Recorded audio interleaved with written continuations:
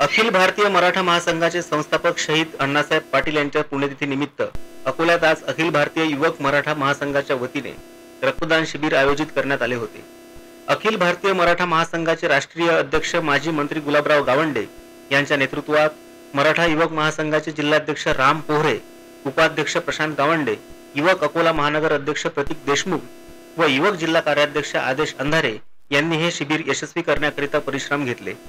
विदर्भ प्रदेश उपाध्यक्ष राम मुळे, जिल्हाध्यक्ष सुरेश ठाकरे, तालुका अध्यक्ष गणेश इंगोले यांच्या मार्गदर्शनाखाली जिल्हा सामान्य रुग्णालयात हे रक्तदान शिबिर यशस्वीरित्या पार पडले।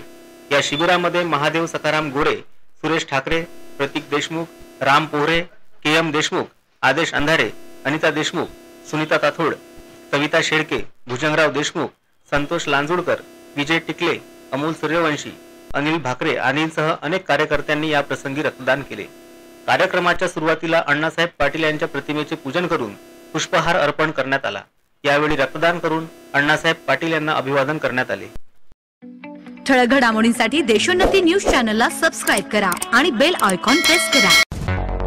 मुंबई, पुणे, नागपूर, मराठवाडा असो का विदर्भ, राजकीय, सामाजिक, शैक्षणिक क्षेत्र असो का क्रीडा, सर्वच घडामोडीचे विश्लेषण पाहायला विसरू नका। फक्त देशोन्नती न्यूजवर।